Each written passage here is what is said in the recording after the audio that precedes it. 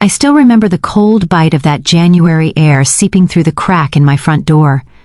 My mother stood on my porch, her brown eyes glistening with tears, holding a small gift bag with silver tissue paper spilling out the top.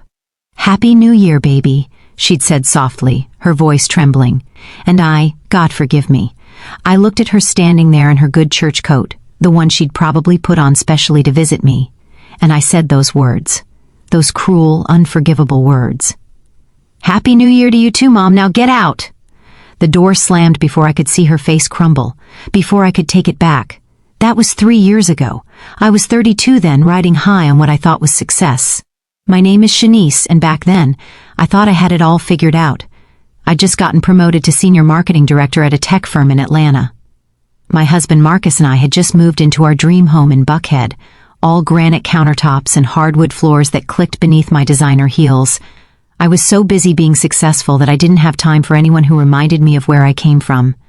Especially not my mother, who still lived in our old neighborhood on the west side, still worked 2 jobs to make ends meet, still showed up to family gatherings with homemade sweet potato pie instead of store-bought desserts. She embarrassed me. There, I said it. My own mother embarrassed me. That New Year's Day, she'd driven 40 minutes across town to bring me a gift, probably something she'd scrimped and saved for, something I didn't need and wouldn't appreciate. Marcus had been upstairs getting ready for our brunch with his colleagues, people I was desperate to impress, people who didn't need to know I grew up sharing a bedroom with my 2 sisters, that my mother cleaned houses to put food on our table. So when I saw her through the peephole, I panicked. And I chose cruelty. The gift bag sat on my porch for 2 days before I finally brought it inside. Inside was a journal, leather-bound, beautiful, expensive. Far too expensive for my mother's budget. Tucked in the first page was a note in her careful handwriting. "For my successful daughter, I'm so proud of who you've become. Write your story, baby. You earned it.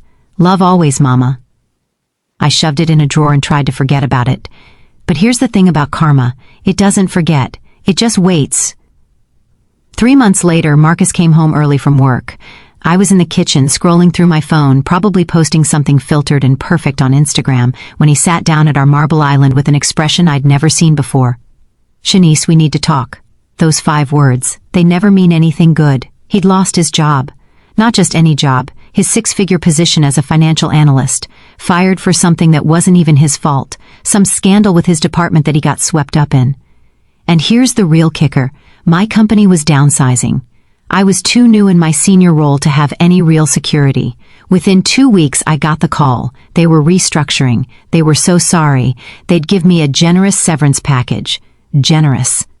That word felt like a slap when I was staring at our mortgage payment, car notes, and credit card bills that had accumulated, faster than I wanted to admit.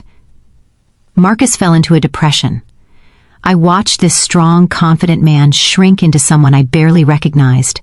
He'd sit in our home office for hours, applying for jobs that never called back. The rejection emails piled up like kindling for a fire we both pretended wasn't burning our lives down. I got a job, but not a good one. Not one that paid anywhere near what I was making before. I was answering phones at a real estate office, watching people buy and sell homes I could no longer afford. Every day I smiled and said, "Thank you for calling Premier Properties," while my own home was slipping through our fingers. We had to sell. That beautiful Buckhead house, the one I'd posted 1,000 pictures of, the one that said I made it, gone. We moved into a small apartment in Decatur. I cried the day we handed over the keys, but pride is a funny thing. Even broke and humbled, I couldn't pick up the phone and call my mother. Even when I passed by her number in my contacts, my finger hovering over it, I couldn't press it. What would I say? "You were right. I was wrong. I'm sorry I treated you like trash when you only ever loved me." My sister stopped calling. Extended family stopped inviting us to gatherings. I'd burned those bridges when I got too big for them. Now I was small again, and I was alone. 6 months into our new reality, I came home from work to find Marcus sitting on our secondhand couch, actually smiling. Really smiling. "I got an interview," he said, "a good one, but it's in Charlotte. Charlotte. 4 hours away from Atlanta, 4 hours away from my mother, who I still hadn't called." "That's great," I said, and I meant it. But something inside me cracked a little more. That night, I pulled out the journal my mother had given me. I'd moved it from house to apartment without ever opening it past that first page. I ran my fingers over the leather, opened it, and started to write. I wrote about my shame, my regret, the way her face must have looked when I slammed that door. I wrote until my hand cramped, until tears blurred the words, until I filled 10 pages with everything I should have said to her but was too proud to admit. Marcus got the job. We started packing for Charlotte. I was sorting through boxes in our bedroom when my phone rang. Unknown number.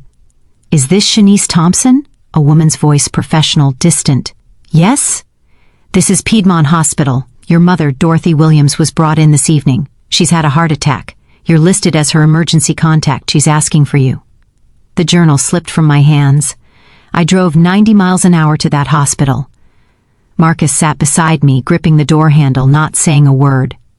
I prayed, really prayed, for the first time in years. Not the casual, please let me get this promotion prayers. Real, desperate, bargaining with God prayers. She was in ICU when I got there. Tubes and machines and that steady beep that meant she was alive. Alive. My mama was alive. Her eyes opened when I walked in. Those same brown eyes that had looked at me with love on that New Year's Day, that had watched me slam the door in her face. Mama. It came out as a sob. Mama, I'm so sorry. I'm so sorry. Her hand, weak and trembling, reached for mine. She squeezed it. That squeeze said everything. I forgive you. I always forgave you. I never stopped loving you. I know, baby, she whispered. I know. We stayed in that hospital room for 3 days. I told her everything about losing the job, the house, my pride, my shame. She listened, held my hand, and loved me through all of it. The way mothers do. The way my mother had always done. She survived. My strong, beautiful mother survived, and when she was released, I brought her home, not to her West Side apartment, but to ours. We delayed the move to Charlotte. Some things we realized were more important than jobs. I look at that journal now, filled with my confessions and realizations, and I've added something new on the last page. The people who love you when you have nothing are the only ones who matter when you have everything. My mother is in the next room, humming while she makes her sweet potato pie. The apartment smells like cinnamon and home. Marcus just got off the phone with the Charlotte company. He's going to take the job, but we'll make it work. We'll visit. Ted, words you can't take back. Or if you believe in second chances, then you're in the right place. This is Silent Truth Diaries, where we share the stories nobody talks about but everybody feels. Subscribe to our channel and comment below. Tell me about a time you had to swallow your pride, or share who you need to call today. Let's build a community of truth, healing, and hope together. Your story matters. I'll see you in the next one.